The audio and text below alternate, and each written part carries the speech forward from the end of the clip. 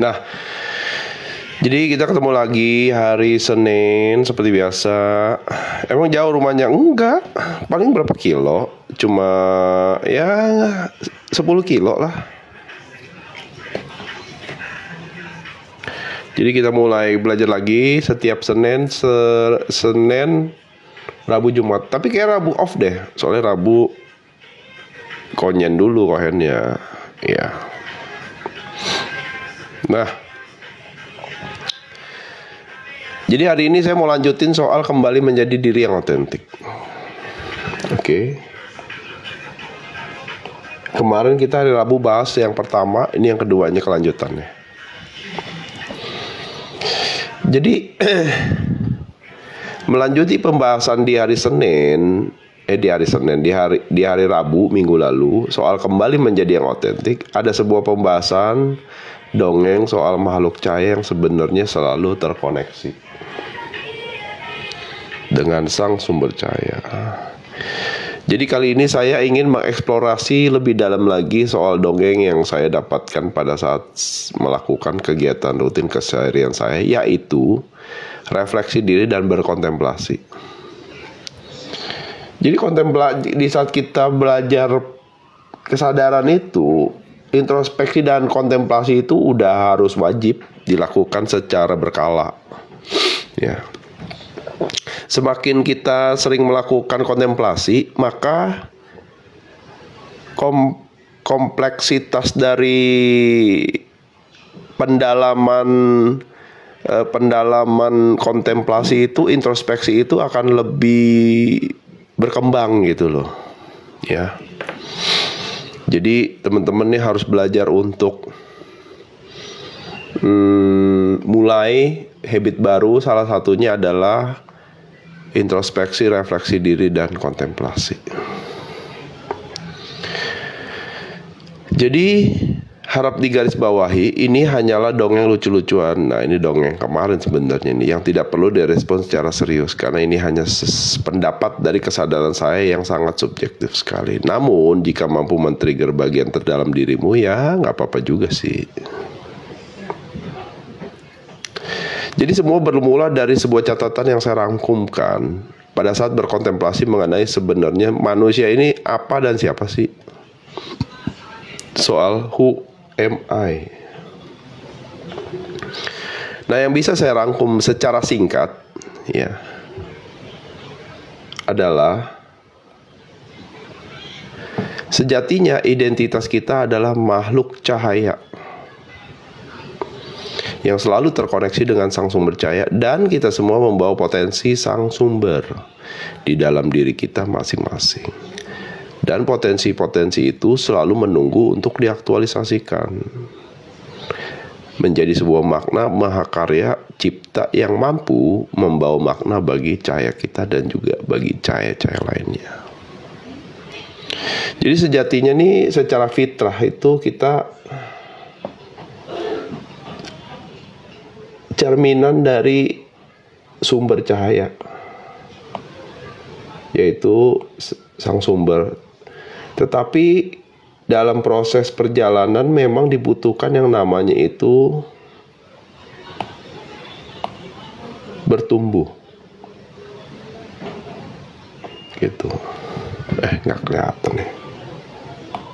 Bentar.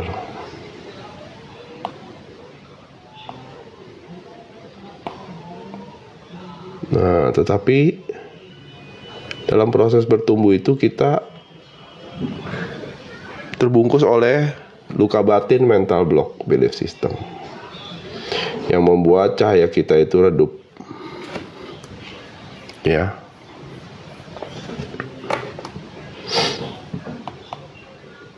Nah, jadi berangkat dari catatan itu, saya kembali melakukan kontemplasi lebih dalam lagi. Nah, makanya kalau teman-teman mempunyai kebiasaan dalam refleksi diri dan kontemplasi, dia makin lama tuh makin terlatih, makin dalam nanti dia. Ya. Kenapa saya tidak menyadari identitas makhluk cahaya ini sedari awal kehadiran saya di muka bumi ini? Nah, pertanyaannya adalah kenapa tuh dari sejak awal kok saya nggak sadar gitu loh? Ya, kalau saya ini mempunyai identitas sebagai makhluk cahaya. Kenapa hanya lewat jalan belajar kesadaran saya berpotensi untuk bisa kembali menjadi yang sejatinya saya, yaitu makhluk cahaya. Nah, ini kan menarik ya. Ya. Semakin saya eksplorasi, maka semakin bertambah juga tuh ya data, pemahaman, serta yang terpenting bertambahnya kadar kesadaran atas diri saya sendiri. Nah, jadi kuncinya adalah di fokus. Semakin kamu fokus kontemplasi, semakin kamu fokus mencari, maka kamu akan mulai masuk ke layer yang lebih dalam lagi, baik soal pemahaman maupun penemuan gitu loh. Makin digali makin nemu ya. Makin dia bertanya makin nemu jawaban. Ya, karena semakin digali lebih dalam ternyata makin hadir banyak aha moment. Nah, jadi ada aha moment. Oh, nah itu aha moment tuh yang saya alami. Ingat ya, kata kuncinya juga terdapat di kata alami ini. Karena salah satu proses belajar kesadaran ya lewat yang namanya pengalaman. Dan indikator di saat saya sudah bertumbuh level kesadarannya satu tingkat lebih tinggi adalah ketika saya mampu menertawakan diri saya sendiri yang dahulu ketika belum sadar sesadar saya pada saat ini. Ayo, siapa yang udah bisa menertawakan diri kalian yang dulu lebay, yang dulu bodoh, yang dulu bucin gitu loh. Ayo, nah itu pertanda tuh. Ya, pertanda kalau kamu itu sudah bukan yang dulu lagi. Ya, kayak judul lagu. Ya. Ya. Ya itu bagus. Artinya kesadarannya sudah bertumbuh. Ya. Yang dulu ketakutan, yang dulu ngoyo gitu kan, yang dulu tuh aduh cemas gitu kan, aduh pusing gitu loh. Ya. Sekarang bisa ketawa gitu loh. Ih, bodoh amat ya aku. Nah itu kalau di Hawkins tuh tinggi tuh. Kalau bisa menertawakan diri dia sendiri gitu kesadarannya. Karena dia sudah melampaui. Itu. Ya. Gak apa-apa, bagus gitu loh. Kayaknya dulu, aduh jangan tinggalkan aku, aduh aku gak bisa hidup tanpamu. Lah sekarang ketawa denger gitu, ya ampun lebay banget gitu.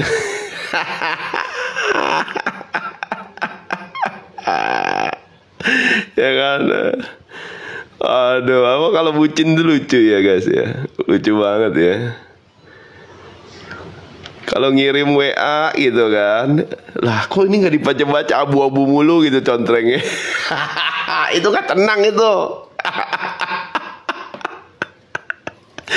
Aduh, kok belum baca-baca, dia lagi ngapain gitu. Aku gak ada makna dicuekin sama dia.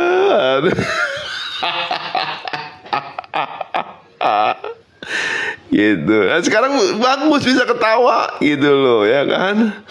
Ya di archive gitu biar gak kesel gitu. Tapi ya tetap aja greget-greget gitu kan. Aduh dasar. Aduh bocah-bocah gitu kan.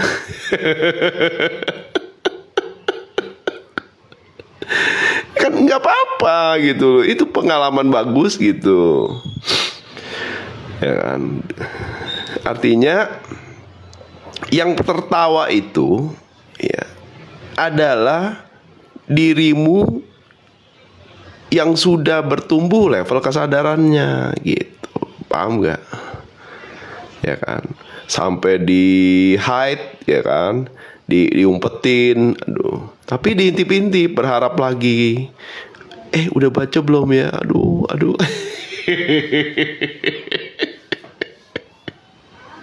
Sampai overthinking, wah jangan-jangan dia pergi dengan yang lain, aduh, aku ditinggalkan, diabaikan gitu. Wah udah deh, bermain deh tuh pikiran tuh ya, bermanuver pikiran. Nah, dan kenapa saya memilih untuk berbagi dongeng soal identitas jiwa yang sejatinya makhluk cahaya? Karena di kondisi dunia yang serba hektik, kacau ini, ya, dan tak terkontrol ini membuat kita terlalu sibuk hanya untuk berusaha survive. Gitu loh. Nah, zaman sekarang tuh lucu, orang tuh lucu. Ya. Kayak posisi tadi misalnya, kita udah nggak dianggap sama dia, tapi kita berharap mati-matian hanya untuk biar dianggap. Sedih nggak kayak begitu? Hah? Sedih nggak gitu loh? Hidup kayak gitu tuh sedih nggak? Makna kamu itu di dia loh. Dia yang pegang makna kamu loh. Kalau kata Kang Abu, yang pegang remote control dia loh. Mateng nggak? Itu loh. Sedih banget gitu loh. Hidup kamu tuh kayak begitu. Hanya untuk survive. Bayangin. Ya. Itu baru satu aspek. Dan itu akan, dan kalau kamu punya mental seperti itu akan merembet ke aspek-aspek lainnya. Jadinya kerjaan kamu nggak fokus, nggak bisa optimal. Ya, jadinya kamu nggak ngurusin diri, ya kan? Tidur nggak enak, makan nggak enak, gitu loh. Pikiran juga ngulang-ngulang aja itu, ya. Berharap terus, gitu. Menganalisa terus, gitu loh. Nah, selalu ketinggalan dan harus mengejar perkembangan hidup yang terlalu berorientasi kepada hal yang bersifat duniawi. Nah, jadi tidak hanya soal asmara, tetapi juga soal bagaimana kamu menjalani kehidupan. Ya, khususnya soal yang namanya itu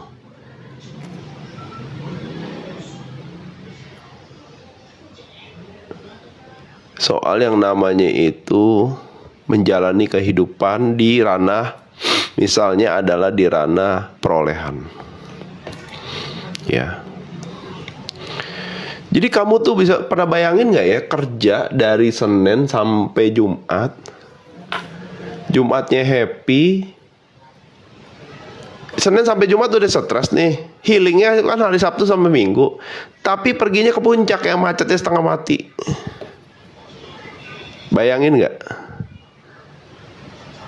Stres di weekdays-nya udah stres, weekend-nya stres.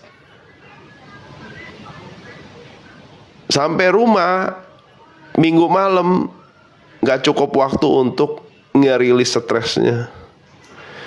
Bayangin, Senin harus masuk lagi, mulai stres lagi. Nah, hidup kayak apa kayak begitu, bayangin, ngeri nggak? Nah, itu sebenarnya ada sistemnya. Nah, kalau bahas soal matrix nanti ketahuan tuh, kebongkar. Kenapa kita kejebak di situ? Dan hanya berfokus mengejar perolehan. Nah, ya, yang notabene tidak akan bisa dibawa oleh jiwa kita nanti di saat waktu masa pakai raga ini selesai nanti. Jadi di saat kamu bertahan hidup, ya, hanya untuk ngejar perolehan, siap-siap ujungnya meaningless. Kenapa? Karena kamu gak bisa bawa juga, gitu loh. Kamu punya benda kesayangan apapun itu, kalau laga ini udah selesai, kamu nggak bisa bawa. Ya. Dan itu penderitaan di ujung akhir gitu, di ujung nadir itu penderitaan juga. Nah dulu yang lucu nih, nah ini dongeng ya. Yang lucu tuh kakeknya Cohen tuh seorang penganut Taoisme yang ngurusin soal ya tanda kutip arwah. Ya. Nah jadi dia bilang gini, pembelajarannya adalah pada saat seseorang meninggal itu, ya, jiwanya itu dia masih diberi waktu untuk menyelesaikan apa yang di kehidupannya dijalaninya. Gitu. Kalau di Chinese itu 40 harian. Jadi 40 hari diberi waktu. Sok kamu beres-beres. Nah, itu hati-hati guys. Jadi kita sebagai anggota keluarga yang ditinggalkan harus belajar ikhlas. Ya. Kenapa? Karena si arwah, ya, si arwah itu berpotensi dia ini kemelekatan, ya kuat sehingga dia tidak mau melanjutkan perjalanan berikutnya. Nah kalau dari cerita dongeng kakek saya tuh ada pintu gerbang besar yang harus dilalui sebelum 40 hari. Kalau udah lewat 40 hari, hari ke-41 gerbang itu ditutup selamanya. Nah, bayangin ya. Bayangin. Dan lucunya kalau ini nyata ya. Ini nyata. Cohen diberi kesempatan untuk icip-icip potensi itu. Gitu. Lucunya. Nah, jadi tiba-tiba ada temen sekolah nggak ada kabar selama, padahal kita satu grup, nggak ada kabar selama 2 minggu hilang. Kan biasa aktif kan, kita kan di grup itu chat-chatan gitu kan. Nah terus ini anak kemana gitu kan, tiba-tiba ketemu di jalan. Lu kemana gitu loh, di WA kan diam aja nggak jawab. Lu kemana? Dia bilang. Akhirnya dia cerita, dia bilang bokap gue sakit, Hen katanya. Oh, sakit apa? Dikasih lihat lah videonya gitu kan. Ternyata udah stroke. Sebenarnya koma, tetapi kondisinya bukan koma diem, komanya tegang gitu. Ketakutan gitu, tegang gitu loh, paham gak? Matanya tuh melotot gitu kan, jarinya kaku gitu loh. Nah itu udah 2 minggu, bayangin kayak begitu. Hah? Ya kan? Terus dia bilang, iya nih katanya. Padahal kita, lu udah ikhlas belum? Udah ikhlas. Padahal kita nih udah ikhlas nih, semua saudara udah, ya udah oke. Nah terus ada intuisi bilang, lu sana mampir, ya udah deh. Nah terus saya bilang, kasih alamatnya, nomor kamarnya. Besok kalau jam 3 nggak hujan, gua kesana. Nah saya ngomong gitu. Nah jadi ada maksudnya tuh kodenya tuh bukan ke dia juga. Jadi kodenya tuh kodenya tuh dari minta restunya lah gitu. Boleh atau enggaknya ya dari alam lah. Nah, pada saat itu jam 2, saya ingat tuh jam 2.30 atau 2.40 tuh ternyata gelap, hujan gede. Gitu. Wah, hujan gede. Waduh, ini mah kayaknya nggak dapet restu ini. Nggak dapet restu. Ya udahlah, pikir mau tidur gitu kan. Nah, ternyata jam 2.45 ya, Ternyata jam 2.50 hujan berhenti guys. Nah di situ tuh Cohen mendapatkan satu sinyal kalau oke, jalan. Nah sampai di situ menariknya apa? Kondisi pasien kan sudah tidak memungkinkan berkomunikasi selama dua minggu. Jadi pada saat itu ya udah, ya cuma datang. Nah di situ ya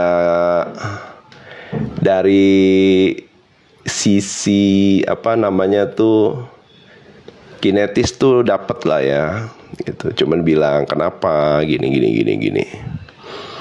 Oh ternyata dia itu, saya langsung nanya sama teman saya anaknya, bokap lu introvert ya?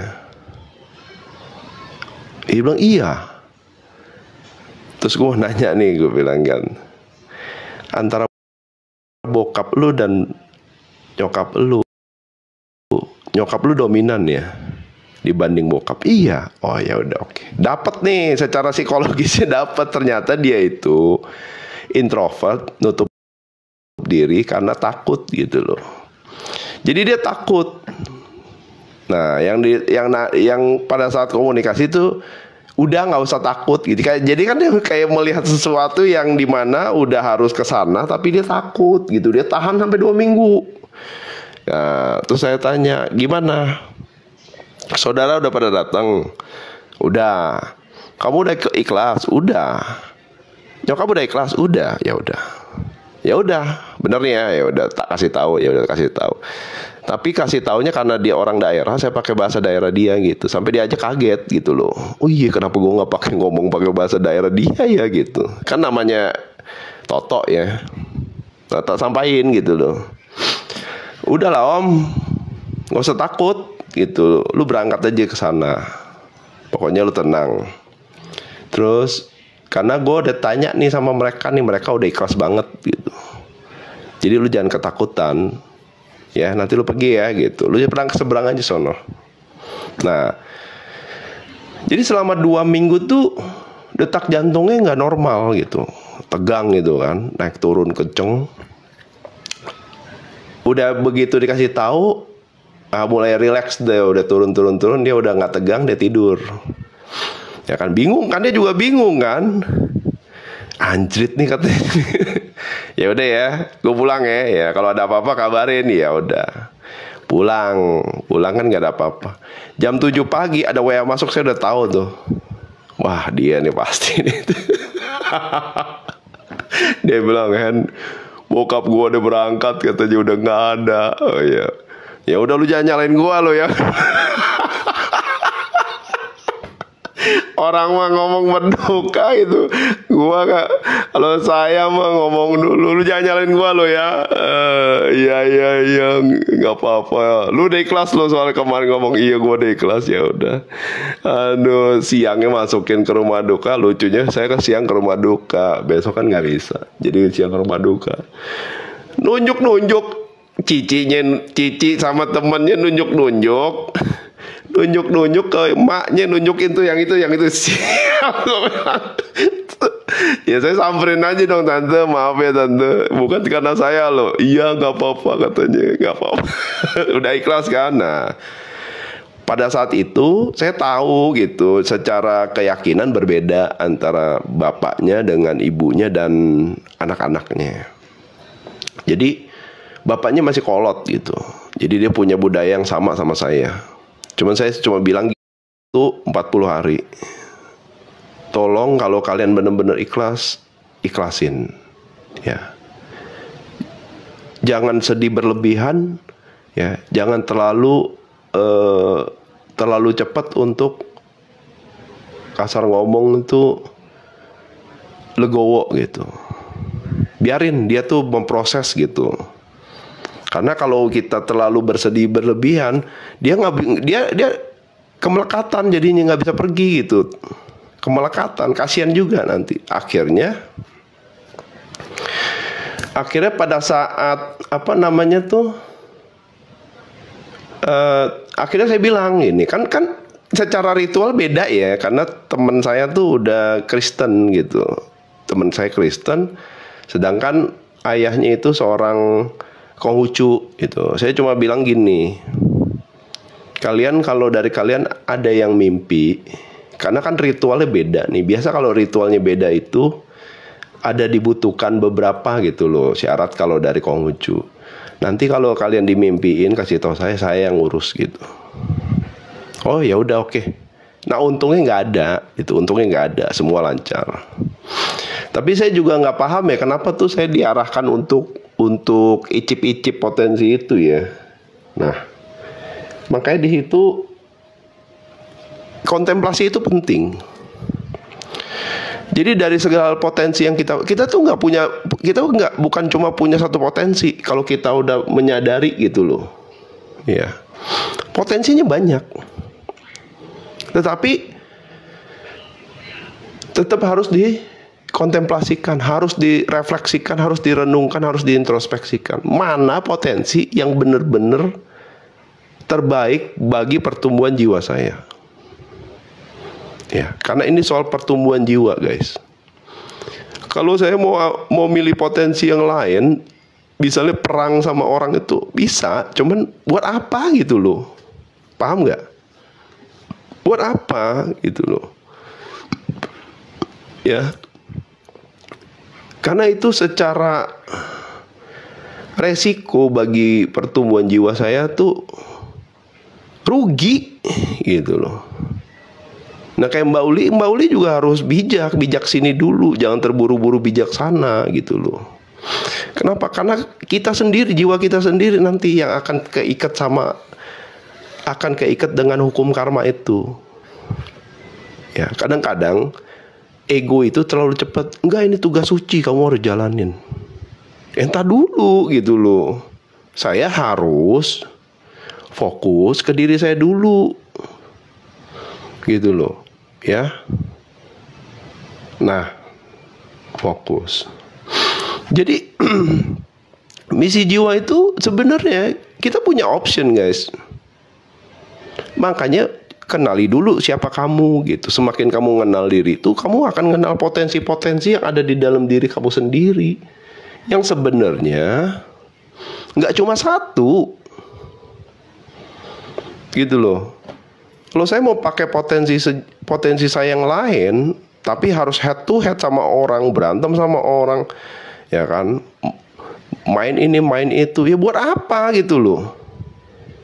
Ya, buat apa? Nah,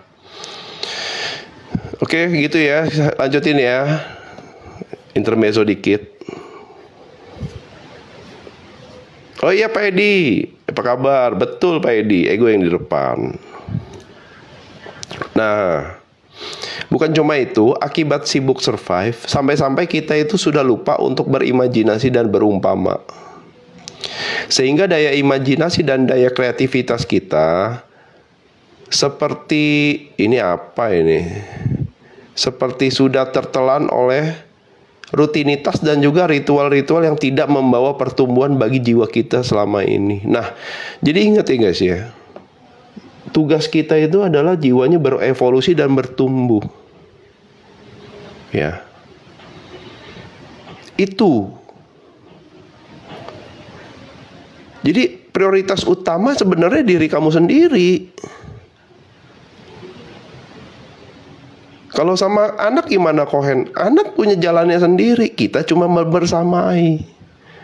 Misalnya Darren nih sama saya cuma membersamai Darren gitu loh. Pengalaman saya, kesadaran saya bisa bantu untuk membersamai dia. Tapi saya nggak boleh merubah dia gitu loh. Nggak boleh merubah dia. Nah, izinkan saya mengajak teman-teman untuk mengingat kembali potensi yang ada di dalam diri dan juga bagian dari sang sumber itu. Jadi potensi itu sebenarnya dari sang pencipta. Lewat sebuah ungkapan Latin yang mampu membawa saya pribadi masuk ke ruang umpama. Jadi kita berumpama nih sekarang nih. Ya. dan mulai berimajinasi dan mengakses kreativitas di dalam diri saya sendiri, yaitu ad maiora natus sum. Artinya adalah saya dilahirkan untuk hal-hal yang lebih besar. Ingat ya guys, kamu itu bukan lahir hanya untuk survive. Kamu itu bukan lahir hanya untuk ngurusin masa lampau. Bukan. Ya. Tapi kamu ya ditakdirkan untuk hal-hal yang lebih besar, bahkan lebih besar dari kehidupan ini. Ya. Lebih besar. Nah, artinya jika dilihat dengan perspektif yang lebih luas, maka dalam kalimat ini terkandung sebuah motivasi luar biasa untuk hidup demi meraih mimpi-mimpi yang besar.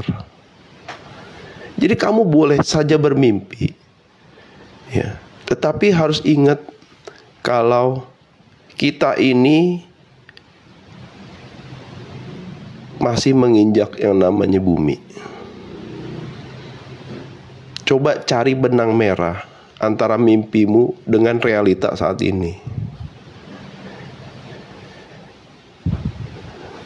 Lebih besar dari keadaanmu yang sekarang ini, lebih besar dari model duniamu, bahkan lebih besar dari kehidupanmu sendiri, gitu. Jadi model duniamu yang sekarang, yang menakutkan, yang kekurangan, yang serba mencemaskan, itu bisa kamu rubah,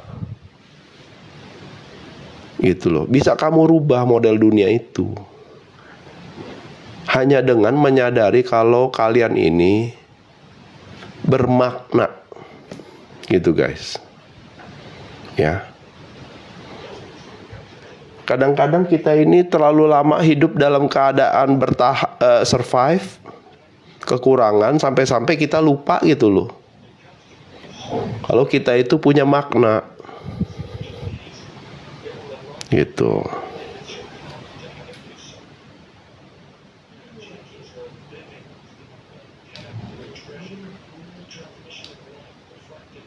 Bentar guys.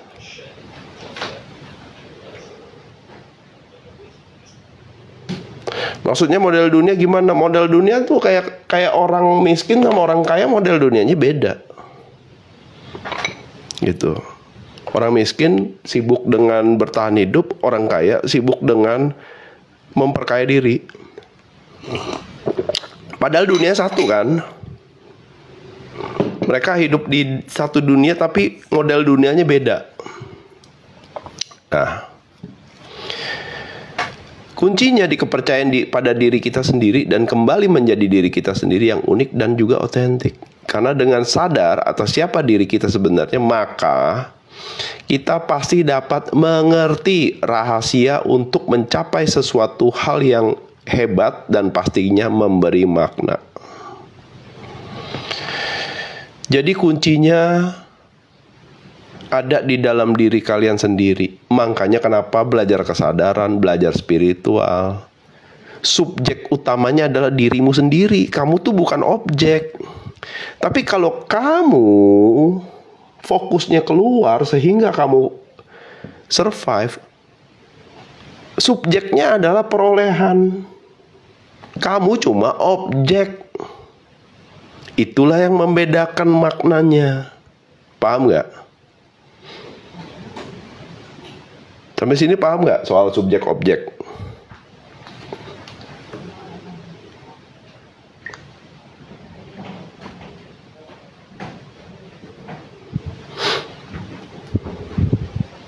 Ya. Jadi uang tuh bukan subjek guys. Itu hanya objek. Subjeknya adalah kamu gitu loh. Ngerti nggak? Di saat kamu bisa jadi subjek, objek itu akan hadir dengan sendirinya. Itu, ya.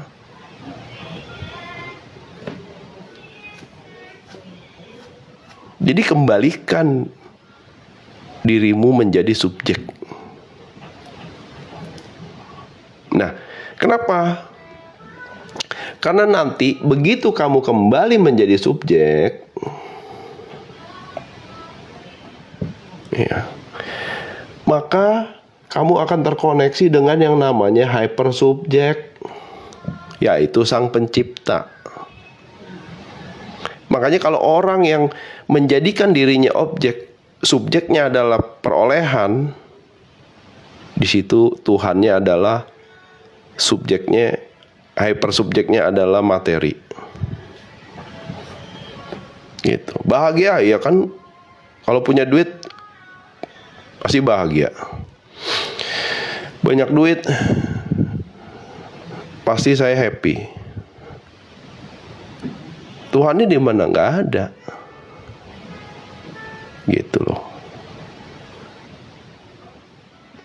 Ya. Ya, barang-barang branded. Padahal kalau kita selesai mah nggak bisa dibawa juga sih. Disitulah makanya maknanya itu sebenarnya di ujungnya adalah kosong gitu loh. Ya. Oke.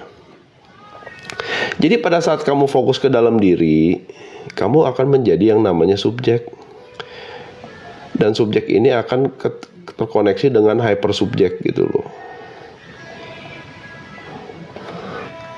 Dan di situ akan ada yang namanya kontrol. Makanya kamu akan dipakai untuk menjadi alat peraga wayang. Gitu loh. Ya. Makanya kenapa di sini kamu itu dilahirkan untuk hal-hal yang besar.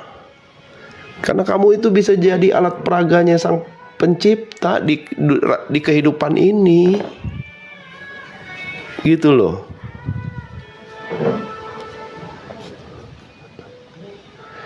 Dan itulah potensi ilahiyah yang tersimpan di dalam hati dan pikiran kita semua, menunggu untuk diaktualisasikan menjadi sebuah mahakarya dari jiwamu yang otentik. Dan mahakarya itu mampu memberi manfaat bagi dirimu sendiri, garis keturunanmu, dan juga jiwa-jiwa lainnya. Atau lebih dikenal sebagai pekerja cahaya atau light worker. Gitu. Ya. Jadi jangan cuma bermain di drama kehidupan, kekurangan duit, nggak bisa happy, ditinggalin pacar, nggak bisa hidup, drama ego semua itu, drama pikiran semua itu. Ya, merasa minder kalau nggak pakai iPhone. Nah, itu lagi musim tuh ya, ya kan, sampai bela-belain ngantri karena beli tipe terbaru. Nah, di situ minta ampun itu, ya, drama semua. Bentar ya guys, 2 menit ya, ada panggil alam nih.